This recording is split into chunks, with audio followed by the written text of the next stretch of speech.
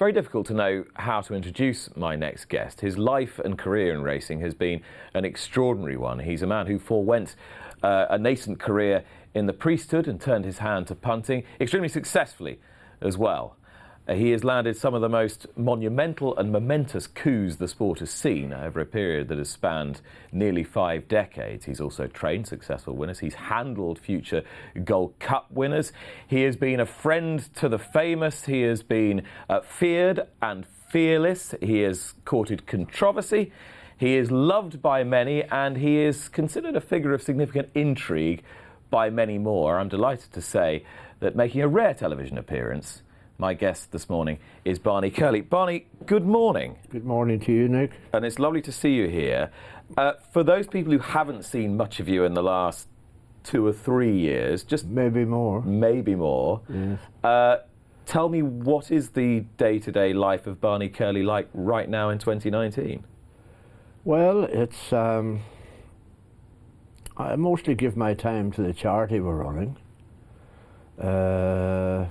Takes up most of my time, so that's what I'm doing mostly. And this is DAFA, Direct Aid for Africa, which I want to talk about a little bit later on in a bit more depth. But you were saying to me, have you done your research? I said I could read books and books and books and books for about 2 weeks, and I don't think I could ever have done enough research, and half an hour is not going to do us justice. But what I really wanted to do was to go right back to the beginning and ask you where essentially this all started. What was it inside you that informed the rest of your life and career in horses and gambling, do you think? Well, I think I was sent to boarding school at 11 years of age. Then, when I was 16, my father went skint. So we landed in England, both of us. And I think that was a big making of me. It was tough. It was a factory called Petrochemicals in Ormston, Manchester. Mm-hmm.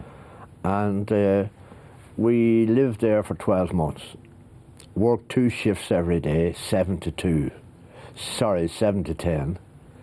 Didn't have much time. The only time we tried always to take off the second Saturday when Manchester United were at home. That was our holiday for the fortnight. And I think it was a good grounding. I started off sweeping the floor, and I made a bit of progress. I was put on a computer, and I think it was tough.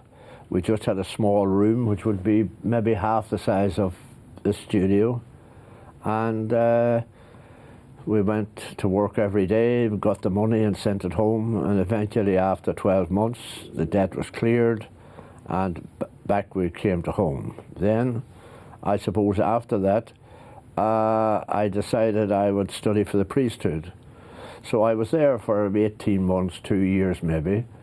So I used to always be on the A team at football. So I eventually ended up on the C team. And the trainer used to say to me, you know, Curley, you're not trying. And I'd said, I'm doing my very best. But it ended up, I collapsed on the football field. And what age were you at this point, Barney? I was about 19, 20. So I had TB. Now, it was a killer at the time. You know, it was, so I ended up in a sort of a sanatorium on the shores of Lough Erne in Northern Ireland. And, you know, the cure was open all the windows, and you had these tablets every day and a jag in your backside every day, right? So, you know, it's okay if you get 5 on each side, it's not too bad.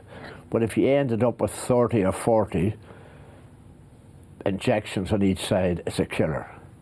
You know, so I had to go through all this, but lucky enough, 3 of us survived. You know, 3 of us survived, everybody else died. And it was, you know, it makes you think about life. You know, it was a big ward, but only 3 of us got out. So after that, I went home, maybe for 12 months and started back again, but I could not get into the studying, you know, the philosophy and the theology and all. It just couldn't. So I left, and I was sitting at home, and this chap who was a local came to me and said, I'm establishing an insurance company in London. And he said, I'd like you to be a director. So I said, right, fine, I'll go. So we used to leave. So apropos of nothing, you got this offer? Offer, yeah. Well, he was a friend of the family, right? And you were a 20-year-old guy who'd been in studying to be a priest? That's right. I'm now a director of an insurance company. He's obviously spotted something. Well, he obviously didn't think you'd come down in the last shower. He probably wanted a yes man to put through all the motions on the board. But he's gone for the wrong guy, hasn't he? Yeah, well, you did, yeah. But anyhow, we were the first Irish high flyers in our time. You know, we used to leave Belfast at 7 o'clock every Monday morning and fly back again to Belfast at 8 or 9 o'clock on a Friday evening to Heathrow, being collected by the chauffeur at Heathrow and brought to the offices in Finchley and brought back again. And things were great. The money kept rolling in, you know, thousands and thousands and thousands of pounds. And there was no payouts because there was no claims. So this money was building up all the time. So eventually, one Friday evening, we're going home, and the evening news, on the top of the evening news was Savundra arrested. So I didn't even know who Savundra was, but the chap who was ringing this insurance company told the chauffeur, stop, I want the newspaper. So anyhow, we get back, and on a Friday night, on Saturday morning, my solicitor rings me at home and said, Barney, you're to resign from that insurance company. And of course I asked why, and he threatened me, if you don't resign, I'm going to tell your father. So I wrote a note and resigned. On Monday morning, the Board of Trade landed in Finchley and gave the man in charge, you have an option. Either we're going to arrest you or close down this insurance company. So he took the easy option and closed it down. It's a big case in English law, Savundra. I think it was called the Vehicle and General Company, but it was a bit of a scam really, because all the money kept pouring in. We had no reinsurance. Money kept pouring in, and this fellow who was running the company said, I'm going to buy this here and I'm going to buy that there, you know, and it was, you know, they're talking about bookmakers, sort of something to print money. This was a gold mine. It's too good to be true. Too good to be true. But he got 8 to 10 years of under, and the fellow who was running the company that I was in, he cleared off. And fortuitously for you, you had somebody looking out for you. So That's right. You'd done a run-up before. Yeah, well, I'd have been in trouble. Well, probably, but he did close down the company, and that was it. So then that was it, and then I was at home, and this guy came in to me and said, I want you to manage our pop group. There were show bands at the time, right? And I said, I don't want to. Oh, he says, you have to do it. You know a lot of people. You were in school in the south and all sorts. So off we start. And so they were the 7-piece band. Right. Like, you know, you had 2 guitars, drummers, saxophone players, trumpets, all sorts. Very, very good. They were very good. You know, it was a big thing in Ireland at the time. And were you musical? Did you know much about music? No, I wasn't musical at all. I wasn't musical at all, but I knew people to get them into the venues, you know. So we struggled along for, I suppose, 6 months or something. So then we decided to make a record. And we're struggling around, we're getting abused, your amplifiers are bad, you have this or that and the other thing, getting about £20 a night, you know, more than travelling everywhere. So we decided we'd make a record. So I went up to Belfast Studios and we made this record. And after the record, Mr. Solomon, who was an old Jewish man in Belfast, came to me and he said, Sonny, I think we have a hit, right? He says, you'll know how to handle it. So, you know, at that time you had to write, confirm I'm going to, you know, I'm going to, whatever you call it, Ealing and on the such and such, and you had to write. So I had about 2 weeks confirmed for the band. So I left the race blank. So the record came out in about 4 or 5 weeks' time, and it went straight into the English top 20. It was a record called Five Little Fingers. Radio Caroline were broadcasting out on the North Sea at the time. That was before your time, it's a problem. Well, they were out on the North Sea. So I had all free dates. Now, the £20 a night went to 120, which was an absolute fortune at the time with the new dates. So, yeah, that's how, and of course I was racing. So see, what strikes me from listening to what you've told me already is that you could have ended up doing anything, and you'd have found a way to somehow make it work for you. Do you think you were just born resourceful, or do you think that period when you were 16 and working with your dad in Manchester in the factory made you like that? I have to say I never was afraid of anything. You know, if somebody challenged me, you know, I'd say, you know, I can do it. There's always a way. Give me some more. Yeah, there's always a way. Yeah. So after I was betting at the horses, and I decided. Was that something? Were you always bet on horses from the minute you could remember? Well, no, not really. But you know, in my teens and all, I was always betting and going to the odd race meeting and making a few pounds. You know, so I decided I would give up the bands and do betting. So I started off in betting, and of course, I bought a few horses and so on and so forth. Were you a good punter even in your late teens, or did you just have the confidence of youth? I think I had fairly good confidence that I could make it pay. So I just walked away from everything. I left the bands. I had a newspaper, a free newspaper, one of the first of its time. I had one of them. I said, forget about it, I'm going. So I went, bought a few horses, and the problem with the horses were that I owned, any time I went to the races, there were 6, if they were okay, fancied, there were 6 or 7 to 4, you know? Mm. And I said to myself, well, you know, this isn't right. You know, you have to get the value. So I decided, right, I'm going to do this myself. So I made a plan. I had a number of horses there anyhow, and I had a plan, and that's how I started off, with my own horses, with nobody else involved. So there was no leads coming. It was me, myself. So there was no one knew anything about horses apart from you, and presumably the people that were riding them in the morning, but you had to keep them. Well, what I did was, I used to say to them, what happens in this yard stays in this yard. Anybody who says anything, sacked right away. No excuses, sacked. I remember I had 3 Indians working for me. And this is when I arrived at Newmarket, and I said, look, if I see you in a betting shop, sacked right away. Your job here is to send home the money to your families. So he used to do me rounds every day about 2:15 in Newmarket, you know, to see would I see any of these in the betting shops. And funny, I never did. They took it on board.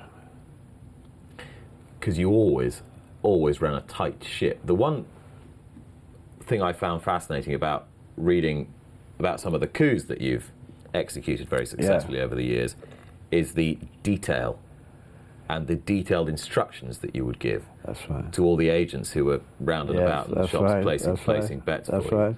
That's right.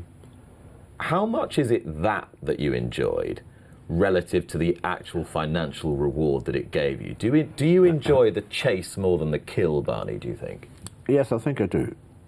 I used to always say, you have to have a plan. You know what I mean? Yeah.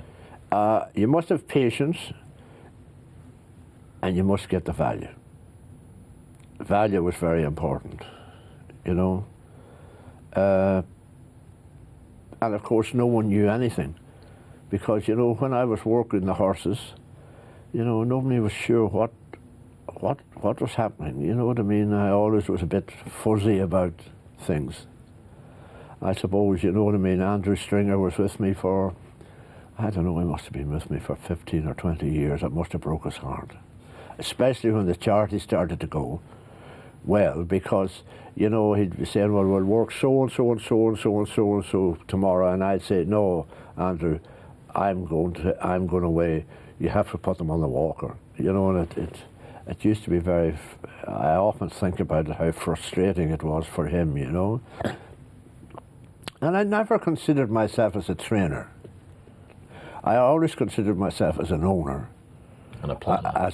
And supervisor. And supervisor. You know, I never, I wanted a permit because I wanted to have my own horses. And the jockey club wouldn't give me a permit. Why not? Because they said I had too many horses. But, you know, I didn't want owners, because you see, owners wouldn't suit my plans. Owners were leads. You know, you can't very well be telling people barefaced lies, you know what I mean? And, you know, owners are inclined, if you have a runner in the 3 o'clock, they're inclined to ring you up at 12:30, how's my horse, Barney? You know what I mean? Will you be working them soon and all the rest? And then you get, how will that horse of yours run in the 2:30? And that would always give it away, you know what I mean? So that's why I didn't want anybody. The Yellow Sam coup was 1975. That's right. And your other two most famous coups were 2010 and 2014, so relatively recently. I'm presuming that between the years of 75 and 2010, you were routinely executing fairly significant gambles that probably none of us ever knew and will never know about. You couldn't say it through a word. You know, the press picks up, will say Yellow Sam, and they pick up 2010 and 2, but they never picked up the other ones. I remember having a right touch one day at market racing. I think it was a horse called Health and Happiness. Health and Happiness. 14 to 1 or something, you know what I mean? I had a right tickle. I think Henry Oliver, the late Henry Oliver, went for a tickle in the same race. But I planned it, you know, people'd be watching you. So what I did was, I got a plane and I landed over at Thurles Racecourse. I think they were having a do there for something, and I made sure that I was well seen at Thurles Racecourse. And of course the horse kept then gambles, they weren't gambles at all. I remember having a horse, big gamble on the television, horse, returned evens. Aidan O'Brien had him, Andre Fabre had him, and he arrived with me. I'm the third man to have him, you know. Terrible horse. His feet were all wrong. So this gamble, anyway, a massive gamble, supposed to be even money. I never had a penny on him. Tom Quealy, he's turned us into the straight at Kempton. Tom Quealy picks up the shillelagh, because he's going, you know what I mean, his feet is going, he's going, he gives him a couple of thumps, he gets time for it, but he wins. You know, not a penny. Then lately, you know, I remember sending a horse to Bath, I think it was, and you know, the people who pretend to know everything. I had a fella called Carson, I think, this young Carson. William Carson. William Carson, right. Grandson of. Grandson of, and of course everybody said, oh no, Barney wouldn't trust him, you know what I mean. There's no way he'll be a jigger today. Of course, I think he won it 8 or 10 to 1. Made all, I think. So you just like wrong footing. You don't just like wrong footing the bookmakers. I get the sense strongly from you in reading about the punters have been as bad. Yeah, you know? but you like wrong footing the people who you think that they're cleverer than you. That's right. That's right. That's right, isn't it? Yeah, but you see, if you do the same thing every day, you know what I mean? It's like going to the bank to draw money every Wednesday. Draw a bundle of money, you're coming out and you go the same way home. Somebody will rob you. You know, you have to change it up. You have to change your plans, you know.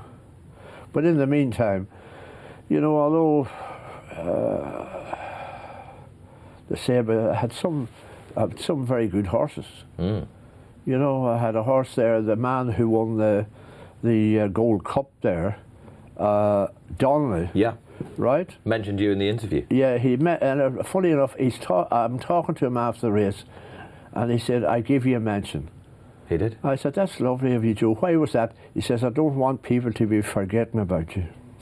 You know, he's a wind-up merchant, we call him, you know what I mean? But anyhow, he had one of the best horses. I had one of the best horses in Sarkin, a horse called Keep Hope Alive. Mm.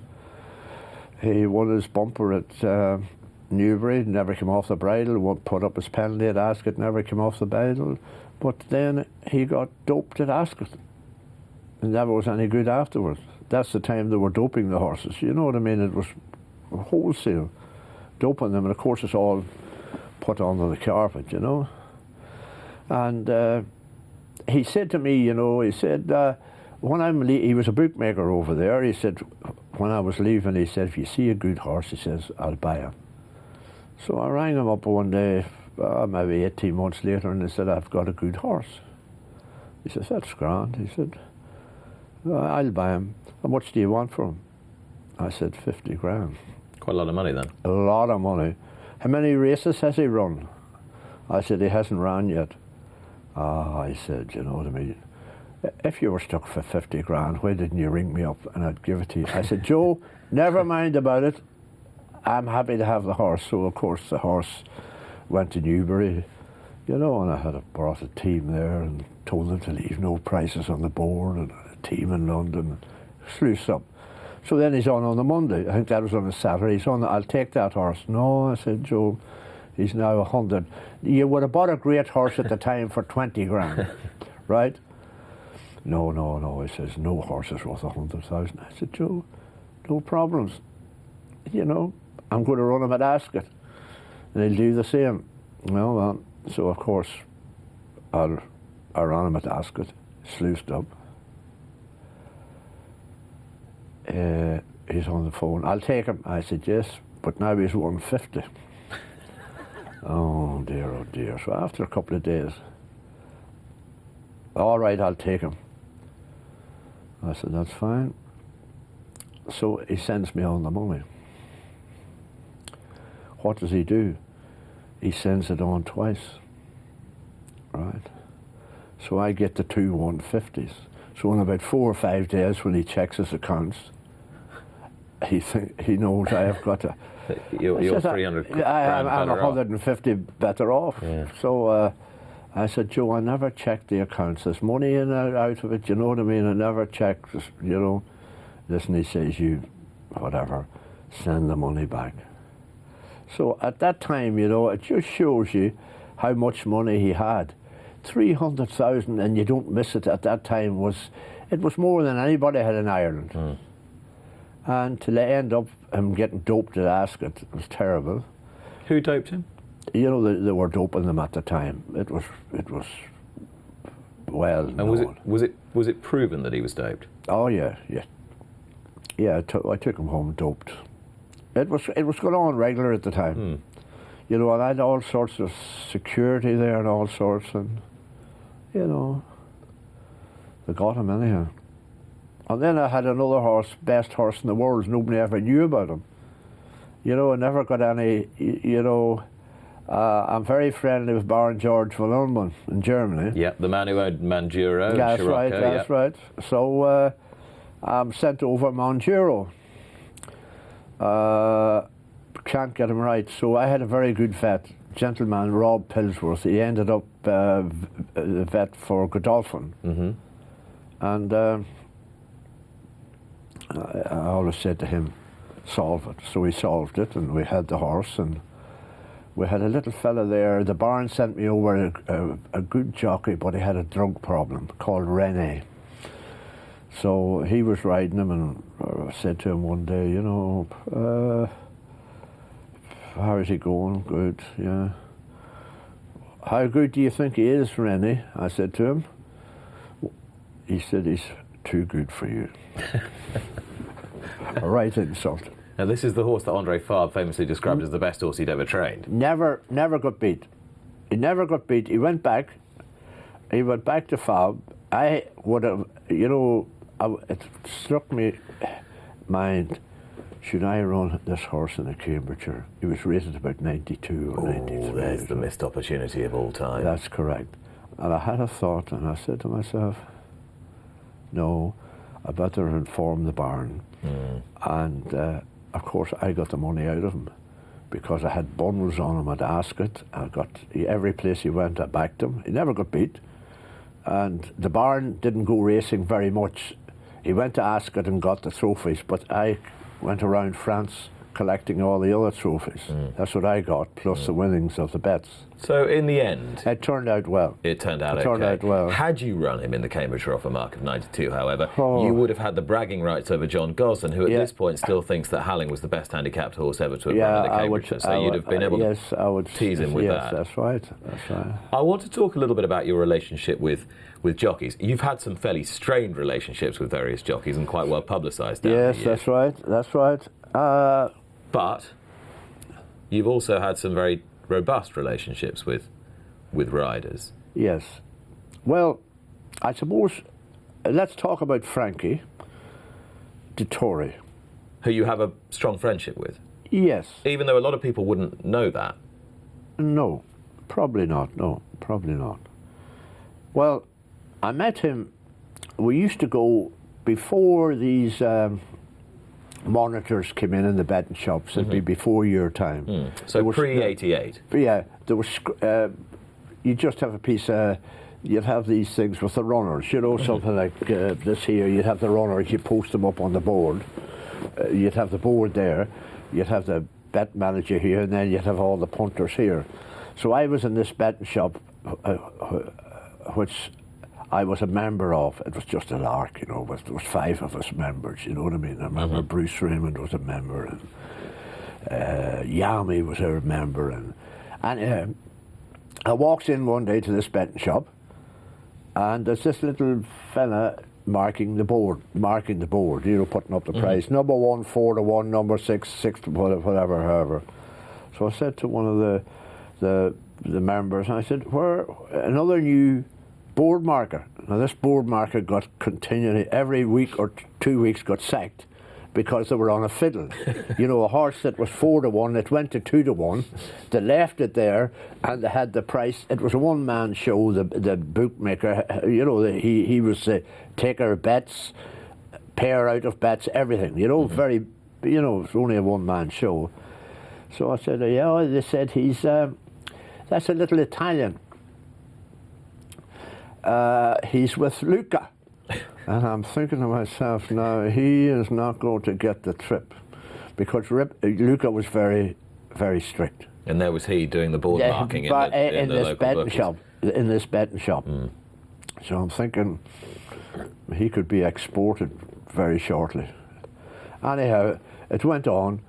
So I didn't pass any remarks. So then the next thing is, there was a show on ITV called After Dark, right? This was isn't this the programme where Oliver Reed famously set about one of the other guests after dark? Was it a debate show? Yes, a debate live on ITV. So we arrived, it went on for an hour, I think.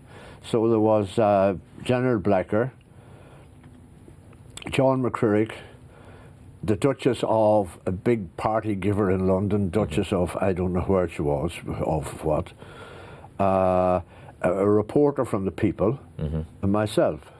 So we went on anyhow. So John McCurrick came to me before we went on, and he said, Barney, this fella has the knife in me, the fella from the People. It would help my cause if he never got speaking. I said, fair enough. Yeah, I'll do my best. I'll keep something go on. So anyhow, it went on, and the fella from the People never got speaking. He intervened, and I intervened, and eventually, I think John McCurrick insulted the Duchess. So she called for her lady in waiting and left. So that was it. So Frankie, it was on late at night, so I think he tells this story himself. He says, he saw me on this and he said, that's a smart cookie now. I must get to know him. So in a couple of weeks' time he met me at the sales and he said, will you give me a ride? And I said, well, I'll think about it. So I started to watch him, and he was a bit of a wayward youth, He'd be in the disco or nightclubs and all sorts, and then he bought a painting for £1,000 one night of Nijinsky. And Nijinsky was a bay, and this painting was a chestnut. And all these stories, you know what I mean? And you know what I mean? I said,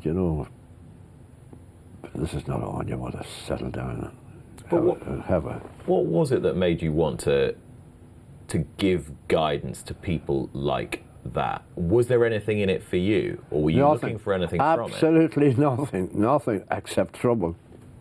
No, nothing. Trouble. And anyhow, I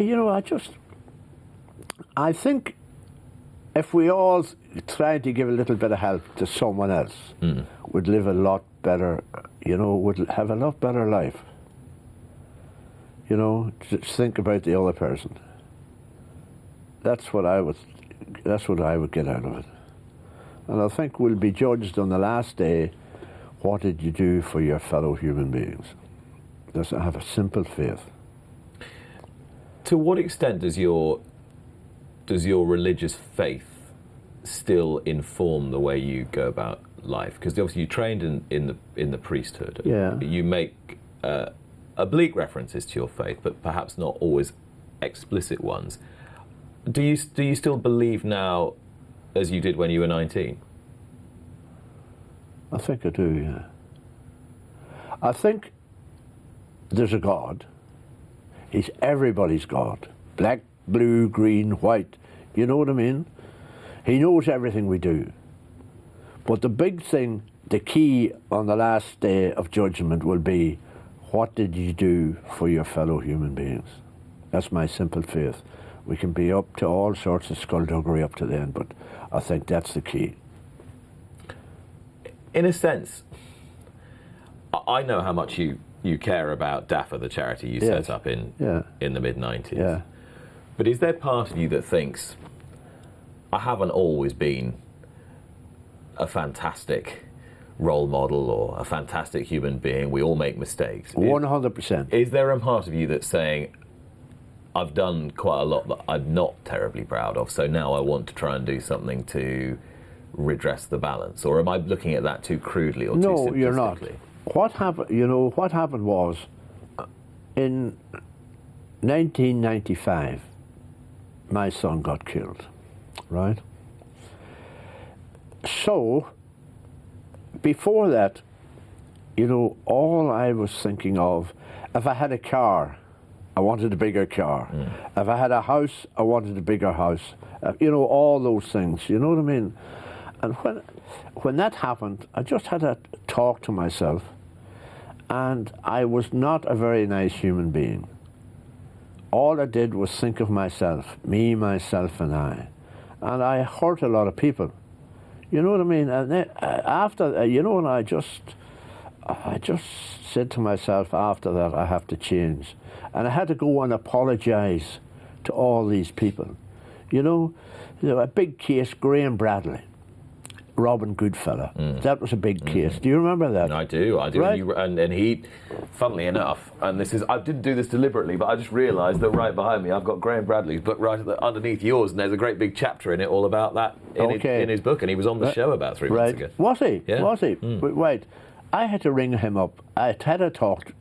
I got in touch with him because I wanted to go and see a fella called Brian Wright in prison, which I've applied 4 times to the prison, and I could just get a funny reply. So I contacted him because he'd know where Brian Wright was. So we got talking, and he explained to me, he says, I didn't do it. And I believe him. So I have to, that he didn't stop Robin Goodfellow that day, that he was lame. This is Ascot, 1988. This is Ascot, 88. I had to go and apologise to him. I had to apologise to a lot of people. Noel Meade, a decent man, Irish trainer. I had to draw in Ireland. And I said, the first trainer that buys a ticket, I'll send him a horse. I sent him a horse. He sent me the horse back and said, it needs a bit of time. So I put him in the field. I had dozens of horses. What did I do? I sold him with 2 others to Homer Scott, another Irish trainer. You know, never thought of Noel Meade, the decency to send back the horse. You know, he ends up winning the Irish Grand National. He won a race at Cheltenham, it was called Omerta. You know, I had dozens of phone calls to make, and I didn't realise it until maybe 10 or 12 years ago when I met Noel Meade. There was a statue of Arkell being in Ashbourne or someplace. I met him. I never had to go and do all. I sent him a horse then later. I said, this is the best I have, but she's broke down. And of course, she didn't stand with him either. So, in addition to wanting to be too clever by half, you didn't mind up until that point that you'd shaft a few people along the way. But you think I'm that never happy. No peace of mind. You were never happy then? No peace of mind, no matter what I won, what I did, no peace of mind. You know? And your son died in 95? 95, yeah. And this was a car Yeah, he was accident. coming into work, yeah. And I know from listening to you before and from reading a little bit that this was something that you bore a lot of personal responsibility for. Yes. Have you made peace with that now or not? Yes, I have. Good. What I did was, you know, I just bundled the parcel together and threw it away. You know, and said, you know, God guide me. And, you know, I just asked the man above for a bit of help. And, you know, the help he's given me is unbelievable. Have you ever seen that advert on the TV, I shouldn't be here? It's an advert for 2 people sitting out in the veranda on the beach. Have you seen it, Nick? No, I haven't. Though. Well, I like looking at adverts because I think the Africans are very good at adverts. But there's this advert on the TV. This woman is here and this man is here, and she says to the man, I shouldn't be here, you know. I was attacked by a wolf 6 months ago, and so on and so forth. And the man says to her, well, he says, I shouldn't be here either, because this is my 3rd luxury holiday of the year. You know, it's just a plug for luxury. Discount holidays or whatever, yeah. Yeah, for discount. But I can honestly say I shouldn't be here. You see, you know, after getting the TB and escaping that, you know, in 2010, 2009, you know, I got this virus. No one could find out. No one could find out what it was, right? I'm in Adbrooks Hospital, a great hospital, for 3 months. Eventually they find out what it is. So the surgeon says to me, he says, this is serious, you have to have an operation. Or we'll give you drugs, but they'll wear off in a couple of months. So I said to him, what's my chances at the operation? It's a big operation. He said, it's 12 hours, 50-50. Well, I said, sir, I've often bet worse. So, and I did it. But I ended up, I'm tubed. So I can't really walk very far, and I can't stand very long. You've got a tracheotomy. Right, so I'm tubed right round, all around here, so my blood doesn't go to my legs the way your blood would go to your legs. My word. So, it's tricky. I did say to the fella, what happens if these tubes burst? He says, they don't burst. Yeah. You know? So, that was a miracle. In 2014, I get a stroke out in Zambia. Left side. Did you know straight away? I did, because I was in bed, you see, when I got it. So I had no power on my left side when I tried to get up. So it's a bad place to get a stroke, you know. So I was in the hospital, and there was this little Greek surgeon, and he used to come in and examine me in the mornings, and Oh, it wasn't a good place, but they do their best, you know what I mean? So the fundamental point is that you feel very lucky still to be alive because you've cheated exactly death right. Exactly right. at least 3 times. At least 3 times. And I suspect probably in the interim there were a few people who'd like to Yeah, have finished you off as that's well. right, So that's right, you've probably that's right. cheated death a few more times. That's right. So are you a happier person then now than you were? I have 20 never years been ago? as happy in all Is that my right? life. I'm going out now on the 1st, which is tomorrow week, to Zambia. I'm looking forward to that more than I would be looking when I was at myself, Cheltenham or Ascot or anything. I'm really planning and looking forward to it. Yeah, never been happier. And I think, you know, I think there's a message in that. You know, there's that book's called Give a Little Back. Mm-hmm. You know, and I think if you give a little back, you get that, you know. But what a lot of people in your position can't do is recognise their motivations, and not just the motivations for. And you're willing to accept that in addition for all the good that you're doing that we can see now here for an awful lot of people and making a difference to their lives, you're essentially enriching your own life and your own soul by That is correct, 100%. Yeah, and you're quite happy to 100%. Racing never did that for me. You know what I mean? It never gave me that happiness, that peace of mind that it gives me. You know what I mean? Is that because you were too busy always looking for an edge, always looking to be smarter than the next person? Well, I usually was at that. I have to admit that. You know what I mean? But there was, it's very uplifting to go out there and see, you know, this hospital we have, 125 beds, 25 bed maternity. It was a beer hut. You know, you get hard that to explain and how it came about. The work that went into it. We had to buy hospital equipment coming back from Afghanistan down to, I think it was Andover. We bought it. We you know what I mean, created it up and sent it to Andola in Zambia, you know, through Walvis Bay, through the desert, through, you know what I mean, you know.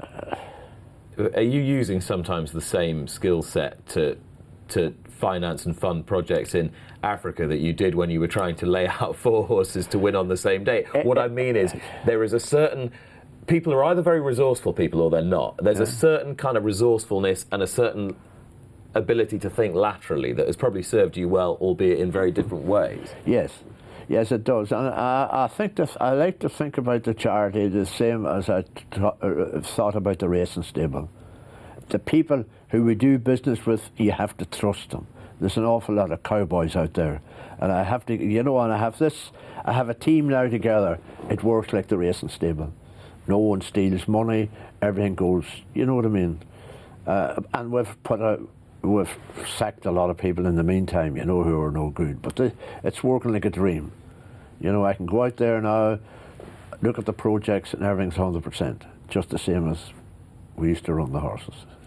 Do you think now, I mean, I described you as a legendary figure, and I suppose I use that word quite advisedly insofar as there's more mythology about you than there are facts in circulation. Do you think the racing public, those who do still remember Barney Curley, that's right, think of you, thanks to Joe Donnelly, yeah, think of you as a hero or a villain or a bit of both? I would think it'd be split 50-50. You'd have the people saying on one hand, isn't he great? And you'd have 50% of the people saying, oh, that is some bandit. You know what I mean? That horse is after improving 2 stone from his last run or something. Do you know what I mean? But you see, I explained to everybody when they were working for me, I said, these are my horses. I have to pay your wages every week. I have to buy the horses. I have no other means of income. You know what I mean? Mm. And funny enough, it wasn't hard to get that through to them. You know, I had very few people going offside. Very few now. You know, when you explained that to them, that I wasn't a public trainer. I suspect that your way of explaining things, particularly when you were in your heyday, was rather more rather more frightening than your average Joe. I'm only guessing. You see, what I used to do, I used to pay everybody more. You know what I mean? And they appreciated that a bit. You know what I mean? They'd repay you with their loyalty. They'd have, if I had a winner there or something like that, they just didn't get a weekly. You got a few quid extra from everybody else, and and I never took much part in the yard. Andrew Stringer, the last 15 years, he was in charge. He was the box driver, the trainer, the man who keeps the place in order, maintenance man, fixer of television. He's a long-suffering man, Barney, isn't he? You know what I mean? And I do feel, my wife said the other day, she says, don't you forget, Andrew Stringer gave you the best years of his life. But they were all, you know what I mean, they're all good. He comes down to see me, and he doesn't come down now, this last 6 or 7 months, because I have house guests there at the moment. That's another story, but he used to come down to cut the lawn and something like that there. Tom Quealy, a lot of those jockeys have been out in Africa. Johnny Murtagh was out there, Spencer was out there, Tom Quealy was out there. Do you notice a change in them when they come back? Do you think it's been good for them, some of them, especially people who perhaps have tasted a lot of success when they're young? You take Tom Quealy now, he was lucky in life, he went out there. Tom Quealy and I went to the Portman Square, wherever you call it. We went, there was an inquiry about a horse. He was accused of stopping Henry Cecil's horse and stopping mine, right? I was suffering very badly. I fell, you know what I mean? I was asleep during the inquiry. I never went prepared. My horse came from Godolphin, who said he had the legs of glass. All I had to do was get a note from Godolphin to say, and that was inquiry finished. But of course, I wasn't well. Really, I was really sick. So we went. He got 50 days.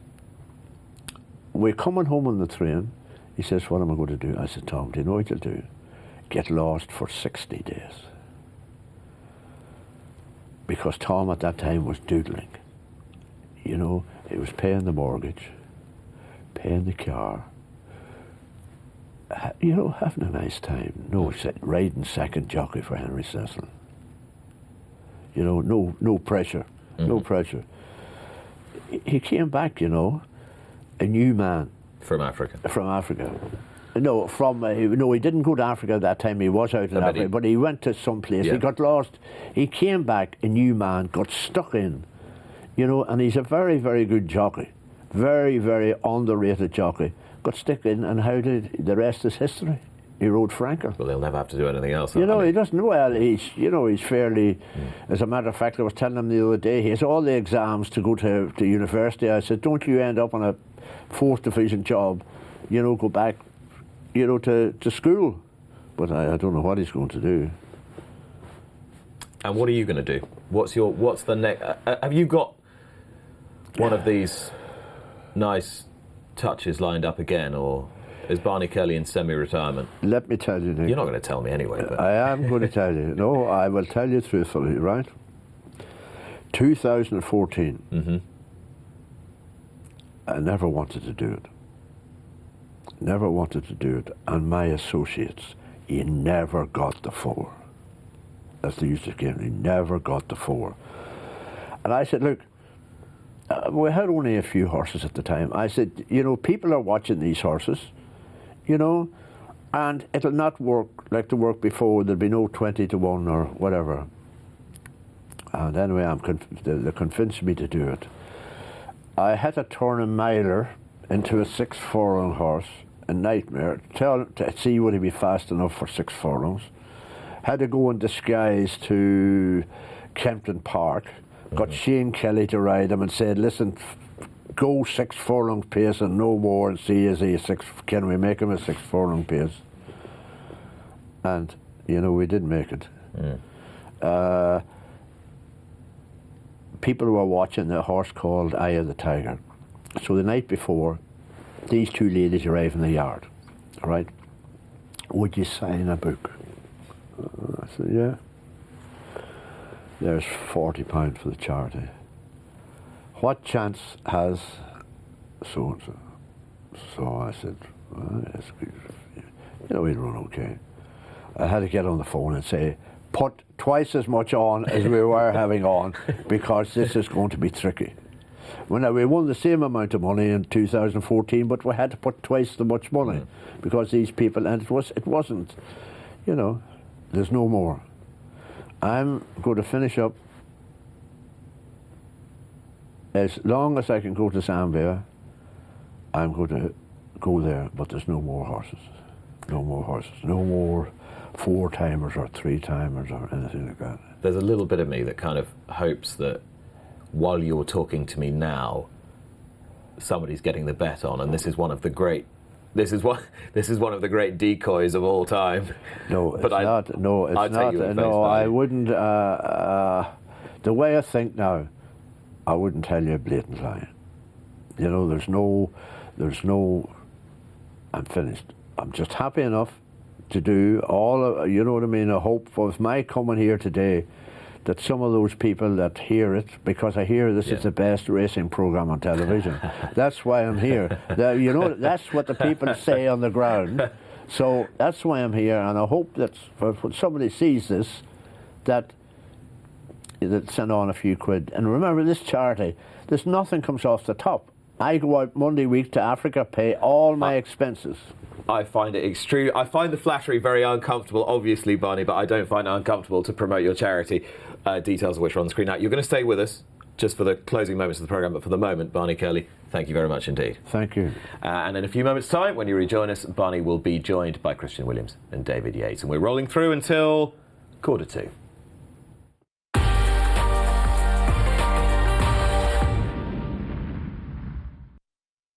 Luck on Sunday, proudly sponsored by Al Basti Equiworld Dubai.